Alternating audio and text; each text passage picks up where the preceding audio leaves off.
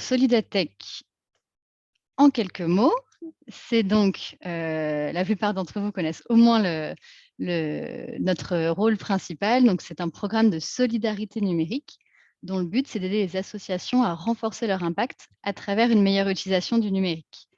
Et en fait, nous, on est nés en 2008, de la rencontre entre les ateliers du bocage d'une part et TechSoup d'autre part.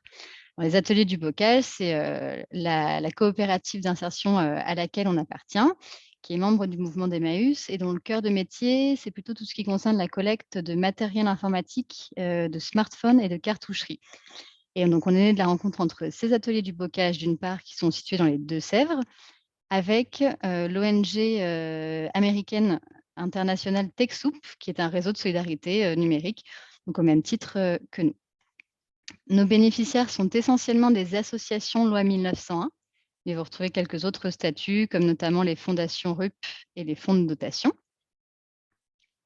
Et en quelques chiffres clés, depuis 2008, on a plus de 32 000 associations qui sont bénéficiaires Solidatech, à qui on a pu distribuer plus de 500 000 outils numériques, ce qui représente une économie pour le secteur associatif d'à peu près 180 millions d'euros. Alors concrètement, comment est-ce qu'on aide les associations dans le secteur du numérique? Essentiellement, pas que, mais essentiellement par deux biais. D'une part, l'outillage et d'autre part, l'accompagnement. Alors, qu'est-ce qu'on entend dans outillage? Il y a deux parties. Il y a la partie solutions et logiciels que nous avons au catalogue. Donc là, vous avez un petit aperçu avec cette cartographie. L'idée, c'est qu'on essaye autant que possible de couvrir à peu près tous les besoins qu'une association pourrait avoir en termes de logiciels pour sa gestion. Donc ça va de la sécurité informatique à l'outil de création graphique, en passant par tout plein d'outils collaboratifs, par exemple. Et on a aussi bien un catalogue des solutions internationales que vous connaissez forcément de nom, du type Microsoft, Google, Adobe, mais aussi pas mal de solutions plus locales, françaises, comme par exemple AssoConnect, TalkSpirit ou NetExplorer. Et dans la partie outillage, on comprend également tout ce qui concerne les équipements informatiques. Donc là, je vous le disais tout à l'heure, les ateliers du bocage font essentiellement du matériel reconditionné. Eh bien, vous retrouvez ce matériel dans notre catalogue à tarif solidaire et puis une petite offre de matériel neuf avec nos partenaires Cisco et Dell. Et j'ai promis que ce serait court, donc dernier slide concernant l'accompagnement fait par Solidatech. Alors, pareil, ce n'est qu'un aperçu, mais on a notamment sur notre site internet tout un centre de ressources qui référence plein de conseils, tutoriels, retours d'expérience, benchmarks, etc. Concernant bien sûr le sujet du numérique pertinent pour les associations. Dans ce centre de ressources, typiquement, on y retrouve aussi différentes études sur le sujet numérique qu'on mène. Notre outil d'autodiagnostic qui permet aux associations d'évaluer leur maturité numérique à la fois facilement et gratuitement, mais en prenant du coup le sujet dans sa globalité. Et puis, on envoie une newsletter par semaine à peu près à nos bénéficiaires. On a toute une équipe support qui est disponible par mail et par téléphone pour répondre à toutes vos questions. On a tout un catalogue de formations, divers services et on organise grosso modo un webinaire de ce type par mois. Voilà pour l'aperçu sur Solidatech. Maintenant, on va passer au vif du sujet. Élodie, tout va bien? Pas de bug technique ou quoi? Je peux enchaîner? Pour le moment, tout va bien. Tu peux enchaîner. Eh ben, on va partir, on va être optimiste, on va même se dire que ça va durer. Super, ça marche, merci. Alors du coup, hop, je vais repasser en mode grand écran. Donc le sujet du jour sur l'organisation de webinaires et quelles sont les bonnes pratiques à ce sujet. Alors, au programme, vous avez dû le voir en vous inscrivant, on va parcourir ensemble rapidement recadrer qu'est-ce qu'un webinaire précisément, l'intérêt de se lancer aussi, voilà, pourquoi se lancer dans les webinaires en tant qu'association, comment concrètement mettre en place son premier webinaire, comment l'animer le jour J et quels outils envisager d'utiliser. Avant de passer, comme je vous le disais tout à l'heure, à la réponse à vos questions, passez bien par l'onglet Q&R. Alors, qu'est-ce qu'un webinaire? Je pense que par rapport à il y a, pas si longtemps que ça, par rapport à il y a ne serait-ce que 2 ans, la plupart d'entre vous sont beaucoup plus au clair sur, ce qu'est un webinaire. Il y a de fortes chances que vous en ayez, déjà, entendu parler, voire même assisté à un ou plusieurs d'entre eux. Rapidement, pour revenir sur la formation du mot, donc c'est tout simplement l'abréviation de web et de séminaire et c'est l'idée en fait de conférence en ligne. Du coup, qui dit conférence dit distinction entre un animateur d'une part, qui présente le sujet, qui voilà, qui prend, l'essentiel de la parole, on va dire, et des participants, des spectateurs d'autre part. Après, ça vaut quand même le coup de prendre le temps de bien refaire la différenciation par rapport aux visioconférences parce que, encore régulièrement, moi on se retrouve confronté à des petits, quiproquos sur le sujet. Là où le webinaire est une conférence en ligne, la visioconférence est une réunion en ligne. Et donc, dans une réunion, on peut tous participer, à échelle égale. On peut, partager, son micro, son écran, sa vidéo et cetera quand on le souhaite, ce qui est pas le cas, comme vous pouvez le constater, aujourd'hui, dans le cadre d'un webinaire.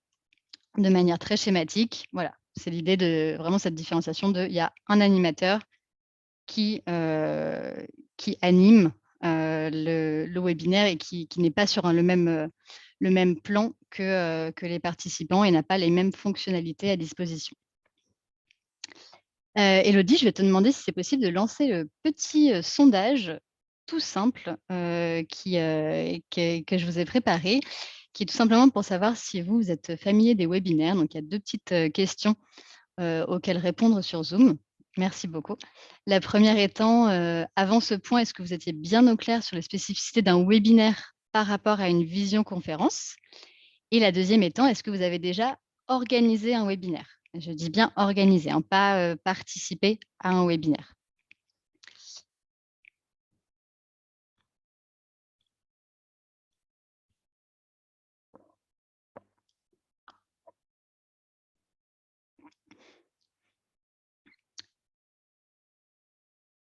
Super, merci beaucoup. La plupart d'entre vous ont répondu. On va pouvoir mettre fin au sondage et c'est intéressant de voir que, il y avait à peu près la moitié d'entre vous qui étaient bien, bien au clair sur la distinction entre webinaire et visioconférence, mais que le reste d'entre vous, l'était moins. De l'intérêt quand même de faire cette petite distinction en introduction et très intéressant aussi de voir qu'il y a presque 30 d'entre vous qui ont déjà organisé un webinaire, donc qui j'imagine, voilà, viennent plutôt, à la recherche d'idées de bonnes pratiques pour améliorer, ce que vous faites déjà et c'est super et 70 d'entre vous qui ne l'ont pas encore fait et qui, j'imagine, l'envisagent. Donc génial, public très varié en face, c'est intéressant. Eh bien, cela étant dit, on peut continuer, sur pourquoi se lancer justement dans les webinaires. Alors, pourquoi se lancer dans les webinaires? Donc les avantages, sont variés sous réserve justement de bien se mettre au clair en amont sur les objectifs et sur ce qu'on en attend et pourquoi on le fait, mais on va y revenir dans un instant. En tout cas, ce qui est sûr, c'est que un avantage, qui est valable quel que soit le type de webinaire qu'on organise, qui vient assez facilement à l'esprit, il faut le reconnaître, c'est le fait de s'affranchir de toutes les contraintes et logistiques et géographiques. Et les 2 sont valables, hein, puisqu'il y a le côté, voilà, quand une association fonctionne en réseau, ça peut être intéressant pour un webinaire interne, par exemple, de réunir, tout le monde en même temps, à moindre coût, sans se préoccuper de faire bouger, toute une équipe et à l'inverse, contrainte logistique aussi, ça fait, notamment de bonnes économies dans certains cas, par rapport à la location, d'une salle, et cetera. Après, on va distinguer en fait les webinaires qui sont organisés en externe et ceux qui sont, organisés en interne. On verra des exemples juste après. Les avantages des webinaires en externe, donc voilà, dans l'idée de ouvert à tous ou tourné vers l'extérieur, au-delà des adhérents ou des salariés, par exemple, d'associations. On peut imaginer divers, buts, divers avantages, mais c'est notamment gagner en visibilité, faire participer le plus grand nombre et partager largement son savoir, son expertise.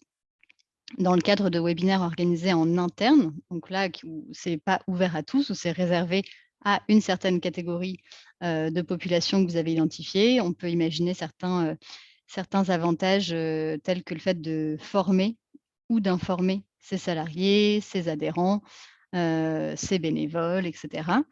Et sinon, un parcours d'accueil aussi à distance sur des sortes de promotions, si je puis dire, de bénévoles. Par exemple, dans les temps forts tels que en septembre ou en janvier, quand vous accueillez de nouveaux bénévoles. Pour illustrer un peu plus précisément cette distinction, un exemple de webinaire qui a lieu en interne, c'est, j'ai pris celui du DLA, donc du dispositif local d'accompagnement, et de son centre de ressources numériques. Et donc en fait, il y a une équipe, dont une de nos collègues chez Solidatech, Zoé, qui est dédiée à ce sujet et dont le but est d'animer en interne le réseau DLA sur le sujet du numérique. Mais on est bien sur des formats de webinaires, dans le sens où vous voyez, par exemple, des sujets qui sont traités, c'est comment réaliser un diagnostic numérique? Qu'est-ce qu'un logiciel libre? Là, on est sur de l'informatif, sur de la formation au sein d'un réseau et pour faire monter en compétence les gens sur certains sujets.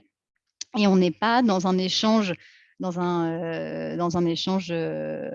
comme on pourrait dire brainstorming, donc pour réfléchir ensemble sur telle problématique, où on n'est pas sur du retour d'expérience, où on pourrait imaginer qu'on est au sein d'une réunion, tous autour de la table à échanger. Là, c'est quand même des sujets assez descendants, même si une fois de plus, et encore heureux, ça n'empêche pas des temps de questions-réponses, de retour d'expérience, etc. Et 2 exemples de webinaires en externe. On peut imaginer les webinaires, par exemple, pour présenter sa structure, pour la faire connaître, pour mieux expliquer à ses adhérents, ses bénéficiaires, ce qu'on a à leur apporter, ce qu'on propose, et cetera. Le premier exemple, du coup, vous le voyez, je ne suis pas allée le chercher bien loin, chez Solidatech. Et puis autre exemple, pourquoi pas, un webinaire en externe pour présenter les résultats d'une étude qui a été menée. Voilà, vous avez un savoir à apporter à une certaine cible. Donc les bonnes questions à se poser. Ah oui, forcément, je vous avais prévu un petit GIF, mais alors évidemment, format PDF, le GIF, ça fonctionne beaucoup moins bien. Voilà, c'est pas grave, ça n'a aucune importance.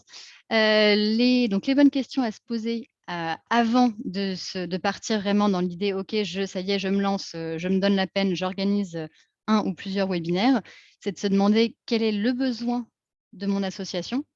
Et la réponse à ça, ça peut être diverse, hein. Ça peut être, le webinaire peut être une réponse aux besoins de recruter de nouveaux adhérents, aux besoins de sensibiliser le grand public à une cause, de former des bénévoles à distance, d'informer ses salariés comme on l'a vu tout à l'heure. Enfin, il peut y avoir plein de besoins, mais il faut qu'il y en ait un. Il ne faut pas le faire, parce que, c'est le truc à la mode, du moment, si je puis dire. Et il faut aussi penser de l'autre côté, les futurs participants, les gens en face de moi, qui vont-ils être et quel va être le besoin auquel je vais répondre? Et ça me permet du coup de cibler en conséquence. C'est particulièrement valable pour les webinaires tournés vers l'externe. Ça vous permet de savoir, qui cibler et d'être certain d'être légitime pour y répondre. Typiquement sur le sujet de la sensibilisation du grand public à une cause, et voilà, si votre association depuis 20 ans fait du plaidoyer et est défendrice d'une cause, évidemment, elle est légitime pour se positionner sur le sujet et informer plus largement son audience. Et en fonction des réponses à ces 2 questions, là, on se demande plus précisément quel est le format de webinaire à mettre en place et quel est le détail du contenu. Cela étant dit, plus ça va devenir concret au sein de cette présentation. Comment est-ce qu'on met en place son premier webinaire? Déjà, tout bête, mais gardez en tête que l'organisation d'un webinaire, ça veut dire non pas 2, mais bien 3 temps forts. C'est-à-dire qu'il y a le avant, il y a le pendant, mais il y a aussi le après. Il ne faut pas partir du principe qu'une fois que le webinaire est fini, ça y est, basta, on n'en parle plus, c'est terminé. Ça serait dommage dans bien des cas, du moins. Alors, tableau un peu dense sur lequel je ne vais pas m'étendre outre mesure parce que l'idée, c'est aussi, comme je vous le disais au début, que je vous mette à disposition le support de présentation et que vous puissiez bien sûr y revenir et digérer un petit peu tout ça. Mais c'est pour vous donner un aperçu de différents cas de figure avec des objectifs de webinaire différents et du coup, en conséquence, quel type de contenu prévoir. Là, je vais juste donner un exemple qui correspond, en l'occurrence à la première ligne. C'est, dans le cadre, mettons, nous, on organise, Solidatech, certains webinaires parfois simplement dédiés au sujet de présenter le programme, de présenter ce qu'on a apporté à nos bénéficiaires, de présenter l'étendue, de ce qu'on propose au-delà de ce qui est peut-être le plus connu chez nous, à savoir la partie logicielle. Donc cet exemple-là, ça c'est notre besoin, c'est de faire connaître à nos bénéficiaires, et à nos futurs bénéficiaires l'étendue de notre offre et donc ça correspond, vous voyez, à la première ligne, avec l'objectif de démontrer la valeur ajoutée de son activité, sa mission. En face, les participants, ce qu'on espère avoir, ce sont bien des gens qui eux-mêmes attendent de découvrir un nouvel outil, usage, activité. Là, en l'occurrence, voilà, un nouveau service, de nouveaux avantages à leur disposition.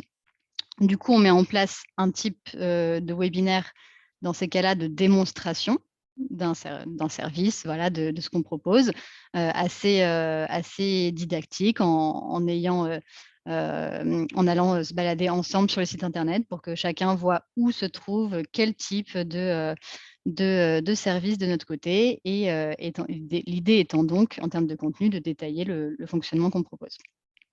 Je vous laisserai regarder de votre côté tous les cas de figure. Mais voilà, vous avez les différents exemples à votre disposition. Pour l'organisation du webinaire, en amont, ce qui est important, c'est de définir les différents rôles. En gros, il y a 4 rôles qu'on peut identifier. D'une part, l'organisateur, qui est celui vraiment à l'initiative première, on va dire, du webinaire, qui se charge d'organiser les grandes lignes, la thématique, le format comme on a vu juste avant, le jour, et cetera. Et puis, il y a le présentateur qui va concrètement, aller mettre en place, le webinaire, le réaliser, être celui qui a quelque chose à raconter, le jour J. On retrouve également le modérateur qui est, celui qui, va assister le présentateur pendant le webinaire, qui est en charge, du bon fonctionnement technique, de remonter, les questions, hem, soit au fur et à mesure, soit à la fin selon le modèle mis en place, qui, va réagir sur le chat, si besoin, qui, voilà, à la disposition, est beaucoup plus réactif, à la disposition des participants. Et puis le chargé de communication qui va être, en charge de faire savoir, à la cible en question que le webinaire a lieu et de recruter des participants. Très important, ça ne veut pas forcément dire que 4 rôles, ça ne veut pas forcément dire 4 personnes. Par contre, mon vrai conseil, c'est que ça veut quand même dire pas une seule personne. C'est très compliqué, le jour J de tout faire, d'être au four et au moulin, de présenter en grand écran et en quasi monologue par moment, sa présentation, tout en ayant conscience que: «Ah zut, il y a un problème technique, on m'entend pas bien, il faut que je mette mieux mon micro» et que, dommage, je découvre toutes les questions à la fin là, en même temps, du coup, je m'organise pas bien, je sélectionne pas les plus pertinentes, parce que j'ai pas le temps ou du coup, il y a du délai et cetera. Donc, il faut qu'il y ait au moins 2 personnes qui se répartissent ces 4 rôles-là. Là, sur le webinaire sur lequel on est aujourd'hui, de manière très concrète, Élodie et moi, on a chacune 2 rôles.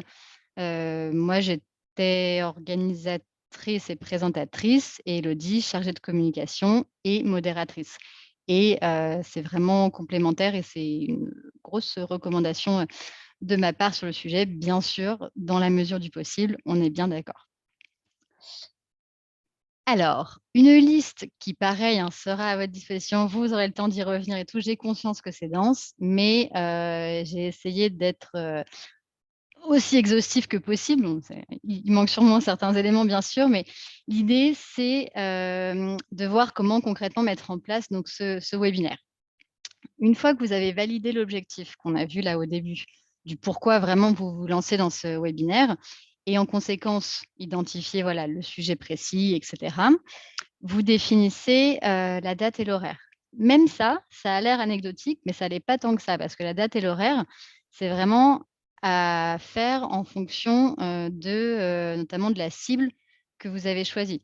Nous, par exemple, quasiment, très, très souvent et quasiment tous nos webinaires sont, à 14h30. Pourquoi 14h30? Parce que parmi nos bénéficiaires, on a des, associations qui sont dans les DOM-TOM. Donc si on organisait quelque chose le matin, elles pourraient malheureusement pas y participer. Bah, donc on évite.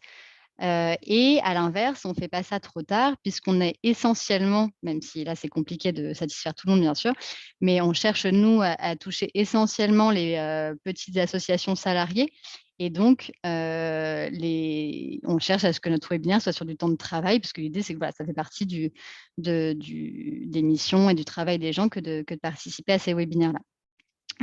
C'est un exemple, c'est parce que nous, c'est notre cible. Vous, bien sûr, si le but, c'est de sensibiliser le grand public à une cause, et que vous visez plutôt les gens hors temps de travail, et bah, peut-être qu'un webinaire à 18h ou 18h30 sera plus pertinent. Peut-être que selon aussi votre thématique, il y a des temps forts à privilégier. Probablement un webinaire en plein mois d'août, bon, ça vaut pas la peine de se donner, ce mal-là, et cetera, et cetera. Mais voilà, même ça, c'est pour dire que ça demande une vraie réflexion aussi.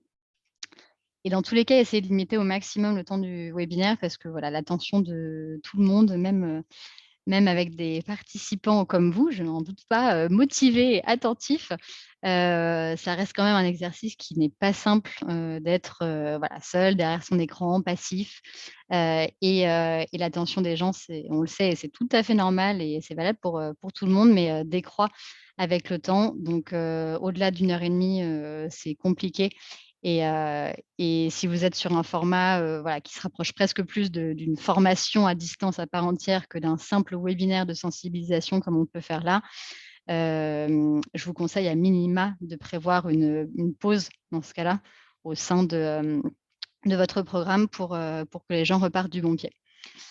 Tout cela, étant fait, vous identifiez un potentiel, expert, externe selon le sujet, si vous avez besoin ou pas de faire intervenir quelqu'un d'extérieur. Nous, c'est rare là qu'on garde, la main de A à Z comme on le fait aujourd'hui chez Solidatech. Très souvent, on fait intervenir, quelqu'un parce qu'il y a plein de sujets, sur lesquels on n'est pas expert et où, d'autres personnes sont beaucoup plus pertinentes que nous. Donc du coup, on identifie aussi, nos interlocuteurs en conséquence. Et puis bien sûr, il faut préparer le support de présentation.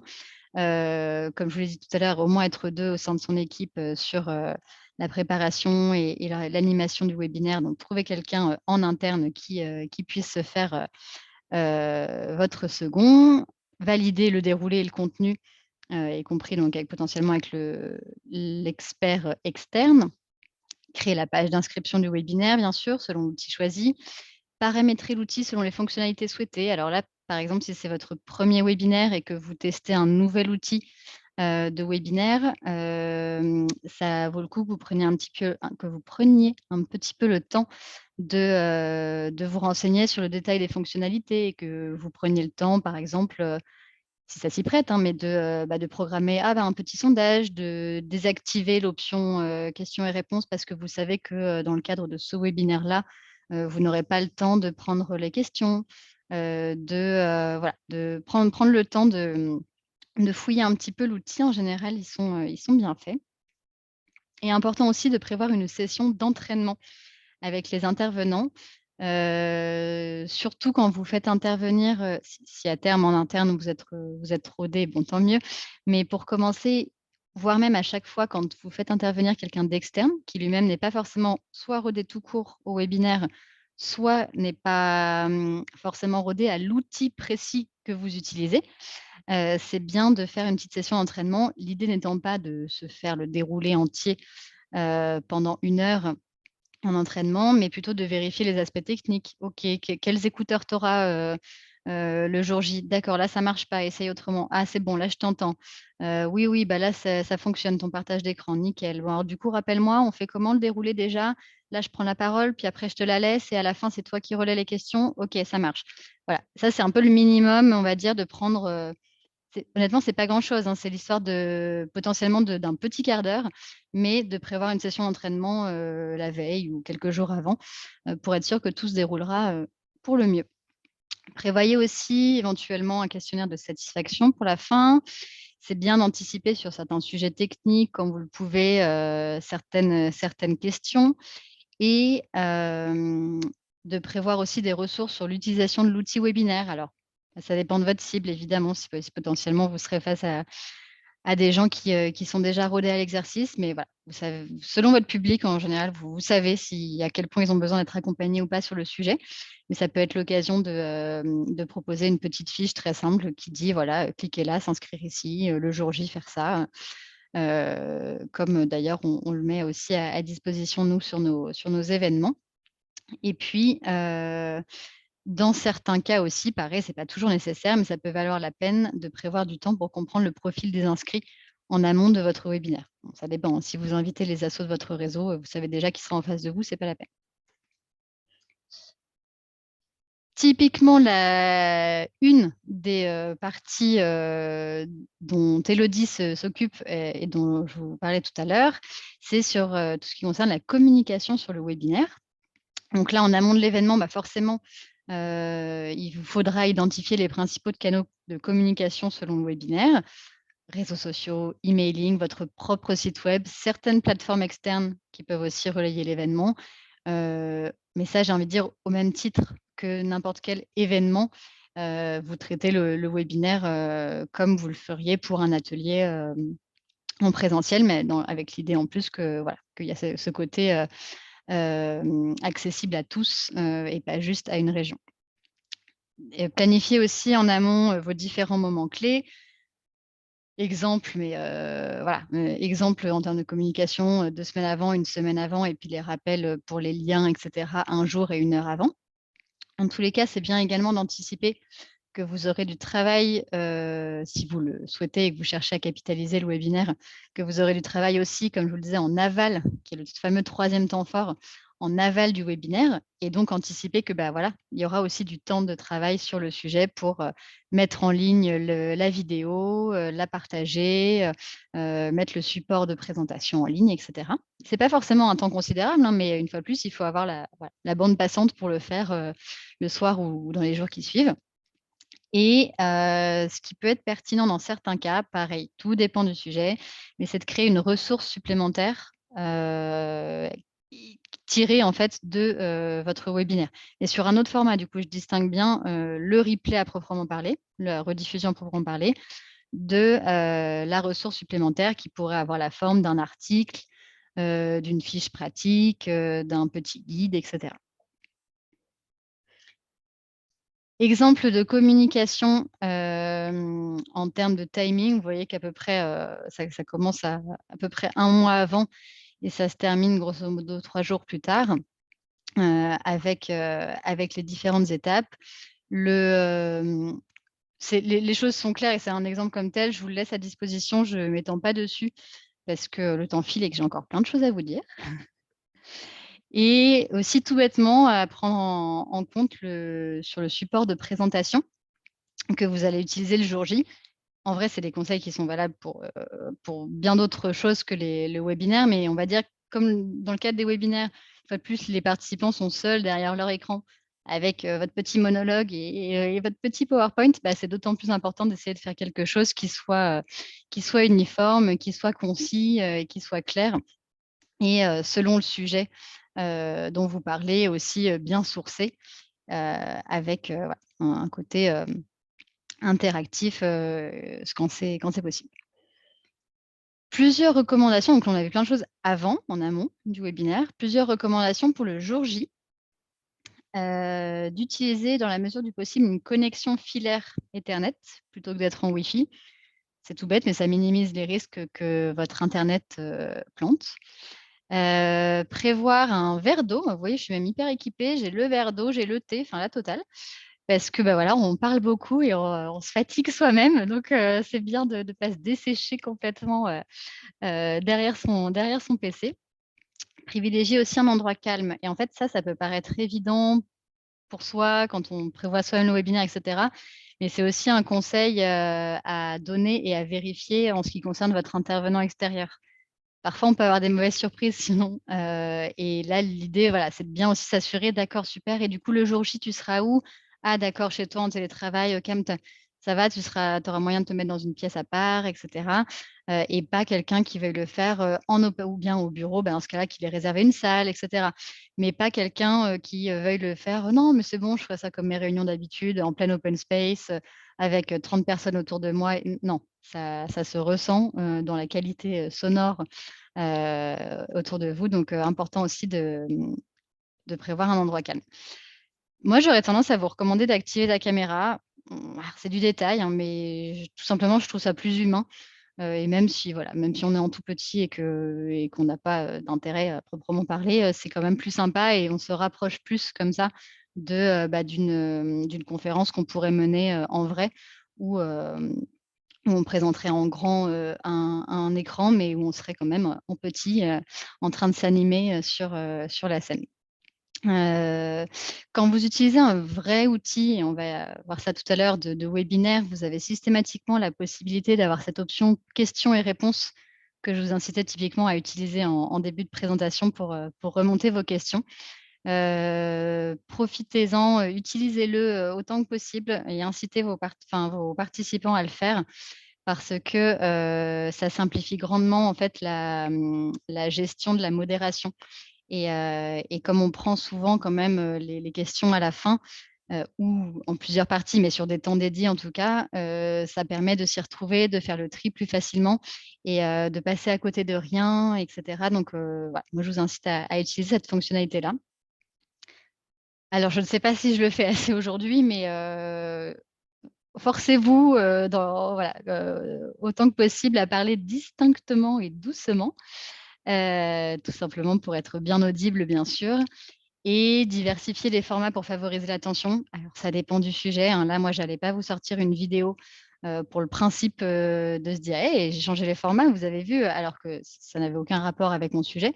Mais dans bien des cas, ça peut être pertinent, par exemple et utiliser, des outils de sondage pour impliquer les participants. Pareil, selon, le sujet et sans en user et en abuser non plus. Mais c'est des bonnes pratiques pour varier un petit peu, les plaisirs, le temps d'un webinaire. Post-webinaire, quelques recommandations, de mettre à disposition le support de présentation quand c'est pertinent. Parfois, on prévoit une démonstration essentiellement en direct d'un outil, par exemple et les slides, il y a, 3 mots, ça ne sert pas à grand chose, je vous l'accorde.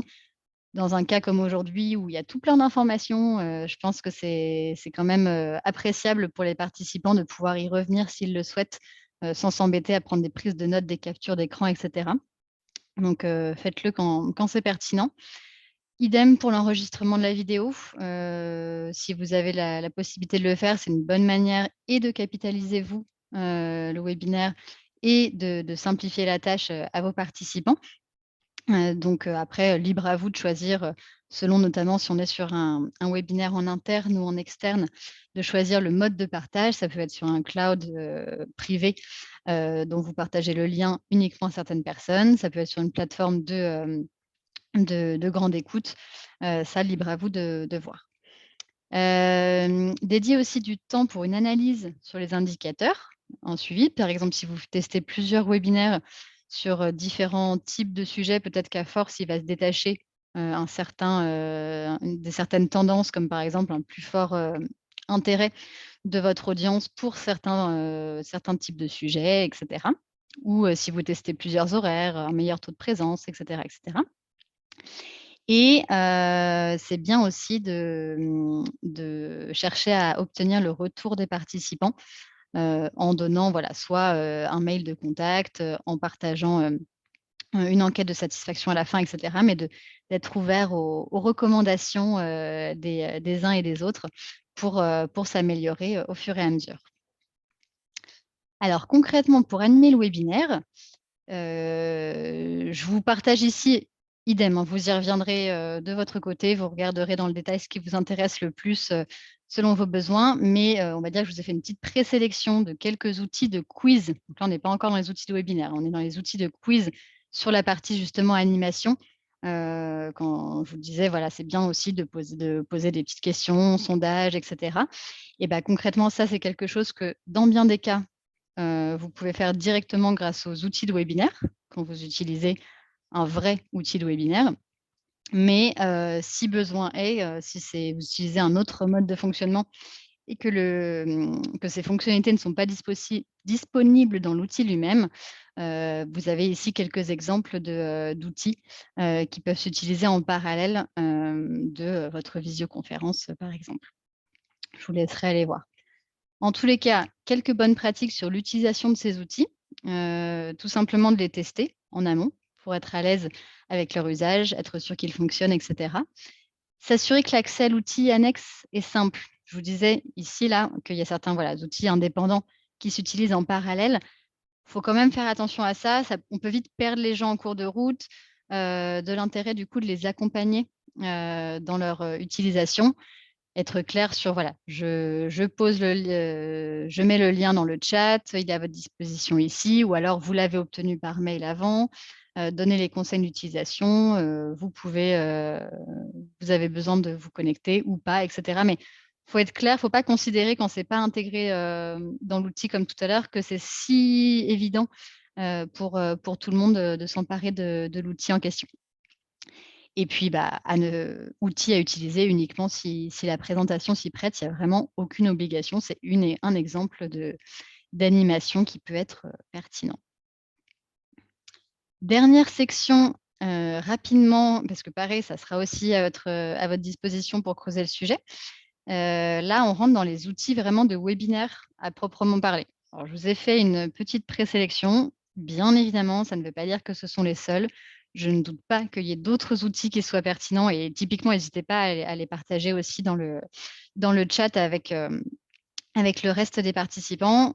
Auquel cas, veillez bien à sélectionner que vous envoyez à tout le monde votre message et pas uniquement aux hôtes et panélistes, parce que sinon, c'est un coup à ce qu'il n'y ait que Élodie et moi qui le voient et ce serait dommage que les autres n'en profitent pas.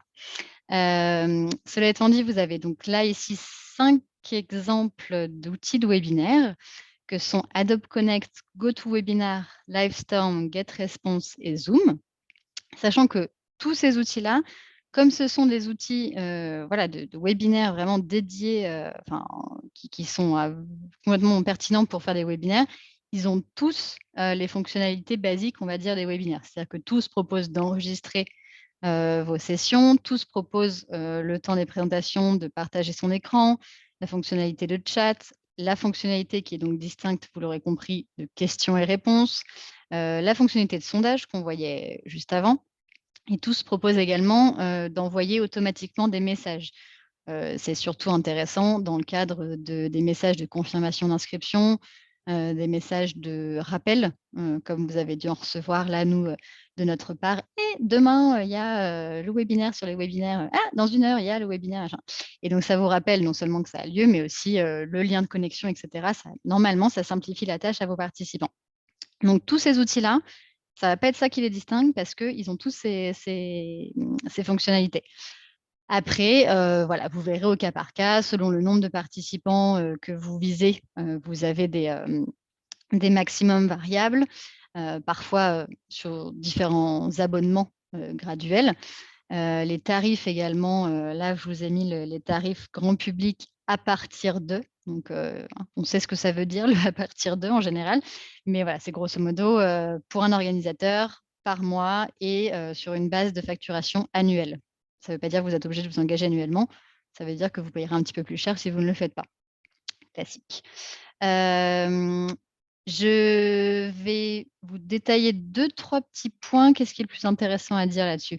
C'est surtout, on va dire Livestorm qui a la particularité d'avoir une version gratuite, contrairement à tous les autres, mais version gratuite, il faut reconnaître quand même extrêmement limitée, qui s'apparente presque plus à qui permet de tester l'outil, on va dire et ça, c'est déjà très confortable. Puisque la version gratuite est limitée à 10 inscrits et à un événement de 20 minutes. Donc honnêtement, vous n'allez pas très loin avec ça, mais ce n'est pas le cas des autres, donc c'est quand même intéressant à souligner. Les autres peuvent avoir des versions d'essai gratuites, mais c'est un petit peu différent. Après, GetResponse a la spécificité d'être pas uniquement contrairement aux autres, un outil de webinaire, mais en fait toute une plateforme de marketing complète. C'est-à-dire qu'avec le même outil et avec du coup le même tarif que celui que vous voyez affiché là, non seulement vous avez toutes les fonctionnalités classiques d'un outil de webinaire, mais en plus vous avez la possibilité de d'envoyer des mailings, de créer un site web, et cetera. Donc c'est quelque chose de beaucoup plus complet, qui est voilà un cas de figure un peu particulier. Mon dernier point pour attirer votre attention sur le sujet, c'est que, parmi ces 5 solutions, il y en a 2, GetResponse et Zoom, qui proposent des réductions, pour les associations, jusqu'à hauteur de -50. Et donc là, on commence à être sur des tarifs honnêtement, très intéressants pour le rapport, voilà, qualité-prix, si vous faites, de temps en temps des webinaires. Dernier slide avant qu'on passe aux questions, j'ai conscience que tout ça, c'est très beau, c'est la théorie et en vrai, c'est l'idéal, ça, il y a 0 doute sur la question si vous voulez vraiment vous lancer dans les webinaires. Mais que, bah, malheureusement, voilà, ça demande quand même, un petit budget à y allouer et que, toutes les associations ne peuvent pas se le permettre ou du moins, ne veulent pas, se lancer dedans trop rapidement et cetera. Donc je trouvais quand même ça intéressant de vous partager quelques alternatives version, économique, que sont du coup les visioconférences et le live réseaux sociaux. Alors, sur la partie visioconférence, donc ça revient à ce qu'on disait au début. Vous savez que du coup, ça veut dire que sur l'outil, on est tous à la même échelle. C'est comme si là, vous pouviez partager votre écran, votre micro, et cetera. Ça peut convenir néanmoins, mais alors dans ce cas-là, je dirais pour les webinaires en interne et en petit comité. L'avantage, c'est que, il y a certaines solutions qui sont de visioconférence qui sont très stables, qui sont vraiment de très bonne qualité. La vidéo sera très bonne, et cetera. Vous aurez pas de problème de coupure et tout. Mais, et pour un moindre coût, parce que même typiquement, vous avez Jitsi, et Google Meet qui sont complètement gratuits. Mais même Livestorm, Zoom et GoToMeeting, sont, bien que ce soit payant, ça revient toujours moins cher que la version webinaire et surtout ça vous permet un usage beaucoup plus global puisque vous pouvez aussi les utiliser pour vos réunions à distance. Par contre, j'attire votre attention sur 2 points. Le fait de si vous faites ça, de bien, gérer les invitations. C'est-à-dire, ça serait vraiment pas une bonne pratique de, comment dire? En gros, de partager, pour un webinaire en externe, sur les réseaux sociaux, sur votre site web, enfin de partager de manière complètement transparente un lien de connexion, qui, soit valable, sans besoin de vérification et cetera. Parce que c'est malheureusement, comme ça qu'il y a des problèmes de sécurité, assez, couramment. Donc, dans ce cas-là, voilà, cadrez bien, soit vous gérez sur un système de validation au cas par cas des inscrits, soit, vous partagez un lien certes, mais uniquement au sein de votre réseau, à une vingtaine de collaborateurs, par email et cetera. Enfin, voilà, on peut imaginer plusieurs alternatives, mais, soyez attentifs sur l'aspect sécurité et ayez en tête que ça va vous demander plus de travail puisque ce qui est traité automatiquement, avec les outils dont je vous parlais tout à l'heure, bah, là, il faut le faire vous-même. Et cadrez bien aussi les usages le jour J, puisque là, il va falloir insister plus ou moins lourdement selon, le nombre de personnes, présentes et selon le profil, mais sur le fait de: «Merci de bien couper votre micro s'il vous plaît. Merci de, ne pas, faire ceci, ne pas faire cela», parce que, bah, vous avez beaucoup moins la main, sur qui peut faire quoi. Mais ça peut quand même être une bonne alternative et le dernier point, c'est éventuellement d'envisager des lives, des directs, sur les réseaux sociaux. Là, ça se prête plutôt complètement à l'inverse des visioconférences aux webinaires externes avec une large audience, puisque vous n'aurez pas du tout le choix de sélectionner qui visualisera, votre webinaire. En revanche, soyez attentifs, et conscients que la stabilité, justement de la bande passante, de la vidéo et cetera est beaucoup plus variable, que, sur toutes les autres solutions qu'on a vues jusqu'alors et que les fonctionnalités sont également très limitées. Je m'attarde pas plus sur, au cas par cas des différents réseaux sociaux et cetera. Si c'est une piste qui vous intéresse, voilà, je vous invite à le garder en tête et à aller creuser au cas par cas, bah, voilà, comment ça marche un direct sur Facebook? Qu'est-ce que je peux faire? Qu'est-ce que je peux pas faire? Pareil pour YouTube, pareil pour Instagram et cetera. Mais ces 2 points de vigilance que sont la stabilité et les fonctionnalités très limitées, dans tous les cas, restent valables. Voilà pour mon long monologue qui, je l'espère, a quand même, répondu à pas mal de vos attentes et puis maintenant, Élodie, je te laisse la parole pour me remonter éventuellement des questions. Oui, alors on a, effectivement, quelques questions. Je vais commencer par, celle de David, voilà, qui revient un petit peu sur, donc le début de ta présentation, Lorraine, avec la distinction entre webinaire et visioconférence. Mmh. Et donc qui demande, si on mettait, voilà, une réunion animée par un président de séance dans la catégorie des webinaires ou plutôt dans celle des visioconférences? Répète, une réunion animée par qui? Par un président de séance. Alors je ne sais pas si David, Alors j'avoue que c'est un vous terme voulez qui me mettre un petit peu plus de détails, dans le chat, que je puisse rebondir? ouais, j'avoue que c'est un terme qui me parle que modérément. Mais, en fait, au-delà du terme précis, l'idée c'est de se dire que c'est un webinaire, ça reste quand même beaucoup plus, descendant et pas, dans l'interaction, on a un bah, je m'interromps, on a un détail de David, merci d'être aussi réactif. Un conseil d'administration, par exemple, avec quelqu'un qui va donner la parole aux différents intervenants. Honnêtement, là, pour moi, on est plutôt sur une, visioconférence, Mmh. puisque justement l'idée, c'est que vous allez avoir des gens autour de la table et que, certains d'entre eux, pas tous, hein, je l'ai bien compris, mais certains d'entre eux vont prendre la parole et vont pouvoir intervenir. On peut, on peut imaginer après le format, webinaire. En fait, c'est pareil, conseil d'administration, ça dépend. Si vous êtes 15 et que, 3 vont intervenir, le format visioconférence fait très bien l'affaire. C'est une réunion importante qui se prépare bien, mais ça reste une réunion. Si vous êtes, je grossis le trait un petit peu exprès, hein, mais 200, et que, 12 vont intervenir, là, je vous conseille de basculer sur un outil de webinaire et sur un format webinaire parce qu'en termes de gestion, même humaine, ça sera, beaucoup plus simple comme ça. Très bien, merci Lorraine pour ces précisions. Hem, on va enchaîner avec la question de Daniel, qui a donc une double question, c'est-à-dire: «Est-ce qu'il est possible de limiter le nombre de participants à un webinaire?» Donc là, je pense, ça intervient plutôt en amont. Et ensuite, quel outil de sondage, nous avons utilisé, donc au début de la session? Ça Je te marche. laisse Alors répondre. oui, il est tout à fait possible de limiter le nombre d'inscrits à un webinaire. C'est, des fonctionnalités qui sont disponibles dans les outils, des webinaires eux-mêmes. Nous, typiquement, qui sommes sur Zoom aujourd'hui, c'est quelque chose, qu'on peut faire. C'est-à-dire qu'il y a la limite maximum par défaut qui dépend de notre abonnement qu'on a contracté. Donc 500 personnes maximum, 1000 personnes maximum et cetera. Et après, nous, manuellement, on peut décider parce qu'on souhaite quelque chose, en petit comité où on a quand même le temps de répondre à toutes les questions et cetera. On peut décider, nous, de limiter au nombre, exactement le nombre qu'on veut. Donc c'est complètement possible et l'outil de sondage utilisé est celui, intégré directement dans Zoom. Donc il se programme en amont, typiquement dans le fameux à l'étape du fameux paramétrage de votre webinaire.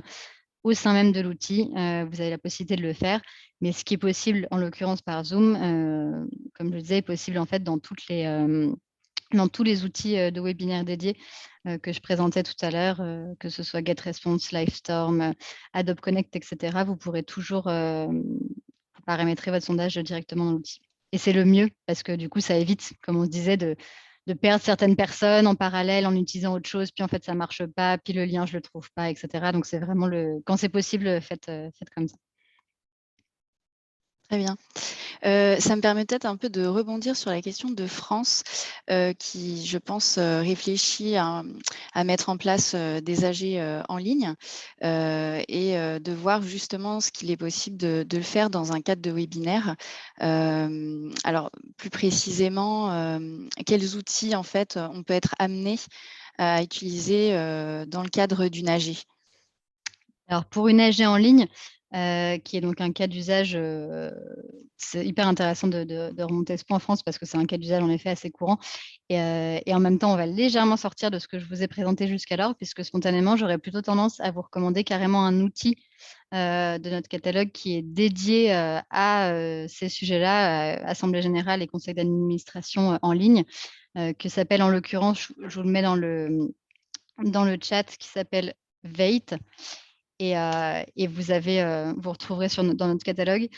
L'avantage, c'est qu'en fait, ça gère tout en même temps. Vous aurez ce fameux aspect visioconférence, etc., échange en ligne, mais vous aurez surtout tout l'aspect légal aussi, des votes,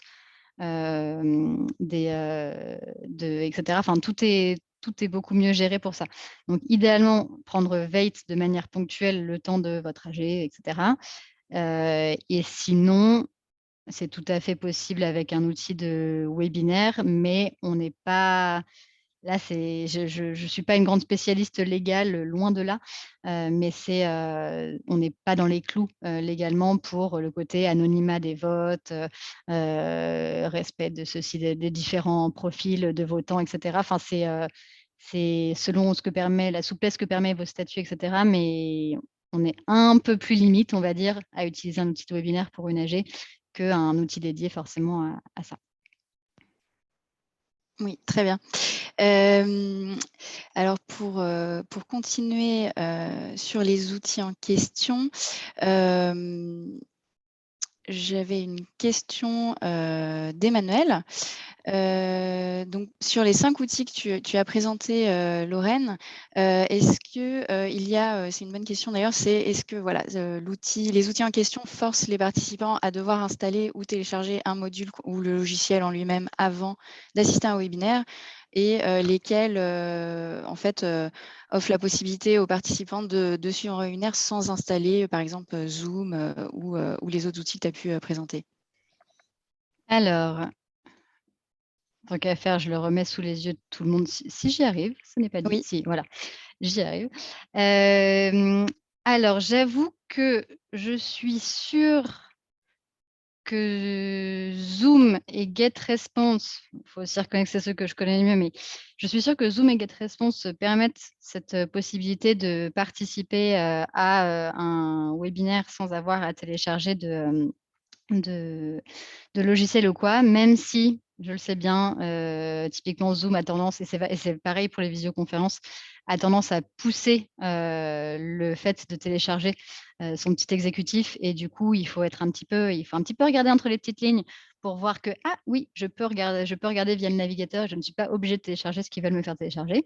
Donc typiquement, ça vaut le coup, dans certains cas, selon votre auditoire, et cetera, de prévenir cette petite nuance. Mais GetResponse et Zoom, c'est sûr qu'il n'y a pas besoin. Honnêtement, les autres, je ne sais pas. Il faut aller regarder au cas par cas sur les fonctionnalités. En tout cas, Livestorm et GoToWebinar, ça m'étonnerait fortement qu'ils obligent aussi. Adobe Connect, c'est une version un petit peu plus, on va dire que c'est un positionnement encore plus professionnel, etc. Donc, je ne sais pas. Mais à aller voir au cas par cas, en tout cas, Zoom et GetResponse, c'est bon. Très bien. Et pour continuer vraiment sur les outils, on a une question de Daniel qui s'intéresse à Teams et qui voulait savoir si Teams offrait aussi la possibilité d'organiser des webinaires. Je peux, si tu veux, répondre à cette question vu que j'ai eu une présentation de l'outil il n'y a pas très longtemps. Ah oui, comme tu veux, sinon. Bah oui, vas-y. Et donc effectivement, Teams offre aussi la possibilité et a à peu près les mêmes fonctionnalités que Zoom sur le webinaire, c'est-à-dire la possibilité de faire un sondage, d'avoir aussi donne la possibilité à intervenants de pouvoir aux différents intervenants, s'il y en a plusieurs, de pouvoir eux-mêmes tourner les pages voilà, de la présentation. Enfin, c'est à peu près les mêmes que Zoom. On va dire c'est plus l'interface qui va être différente. Bah, écoute, heureusement que tu as répondu à ma place, parce que j'aurais probablement dit une bêtise, tu vois. Je l'avais pas en tête. Ok, D'où donc c'est pas l'importance d'être à plusieurs parfois sur un carrément, webinaire. carrément. Et du coup, c'est pas là, tu parles pas des fonctionnalités de visioconférence. Ils ont bien un truc dédié webinaire. Oui, Ok. voilà. Donc après à creuser en tout cas, Ouais, ouais. si vous souhaitez le mettre en Oui, mais place. typiquement, c'est vrai que si vous êtes déjà sur Office 365, bah, la priorité, c'est d'aller creuser ce point-là avant d'investir dans autre chose, carrément. En revanche, si vous cherchez juste un outil de webinaire, là, c'est peut-être un peu ambitieux, quoi, mais Et je pense qu'au niveau du nombre de participants, on n'est pas loin des 500 en tout cas sur la base, de participants. Ce qui est déjà voilà, pas mal. Ça laisse déjà de la marge. Exactement. Et d'ailleurs, alors je suis pas sûre que tu aies répondu sur ce point-là avant, mais j'ai une question d'Éloi, pour savoir si voilà, il y avait une version gratuite de Zoom en dessous des 500 participants. Pour l'outil de webinaire, non. Pour l'outil de webinaire, oui. Non, pour l'outil de webinaire, c'est forcément payant. À tarif réduit du coup, mais Oui, effectivement. Alors, passons à une autre question. Oui, on a la question de Valérie, alors, qui voudrait savoir si il y a une plateforme qu'on connaîtrait qui permette de souscrire à des webinaires ponctuels et pas forcément un abonnement sur l'année ou en tout cas mensuel, mais vraiment du coup par coup.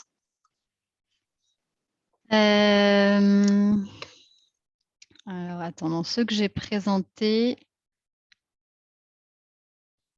non. En fait, dans ceux que j'ai présentés, certains proposent l'option au coup par coup, mais plutôt en option pour des très gros webinaires. Là, typiquement, quand je vous mettais vos GoToWebinar ou Livestorm entre parenthèses 3000, c'est parce que c'est hors scope, hors abonnement, et c'est ponctuellement pour des gros webinaires que vous pouvez payer uniquement au coup par coup. Mais après, en fait, comme la plupart des outils n'ont pas d'engagement, ça revient quasiment même. C'est-à-dire qu'en fait, vous payez pour un mois au lieu de payer pour un événement. Mais ça reste dans certains cas très économique. Si vous avez un temps fort ou 2 dans l'année, mieux vaut en effet fonctionner sur ce principe-là, auquel cas vous aurez pas la fameuse, ils font quasiment tous la même chose, hein, la fameuse petite réduction de plus ou moins 10 en général, sur le fait de s'engager annuellement plutôt que mensuellement. Donc vous payerez, voilà, 33 € au lieu de 30, mais au moins, vous avez ce bénéfice de pouvoir, le faire, que ponctuellement. Très bien.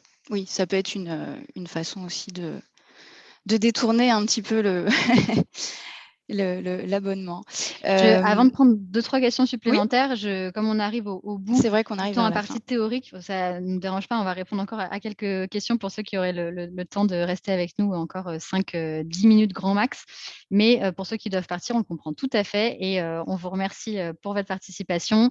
Merci à vos retours tels que Gaëlle ou Catherine, et cetera. Merci beaucoup et on vous dit à bientôt pour un prochain webinaire et on vous envoie d'ici 2-3 jours par mail replay et support de présentation. Voilà, on peut reprendre. Oui, donc pour alors enchaîner assez rapidement sur les dernières questions qu'il reste, on a oui, voilà, une question alors plus sur l'outil Google Meet, pour savoir si les gens sont obligés d'avoir une adresse Gmail pour pouvoir être invités et participer à un webinaire via Google Meet.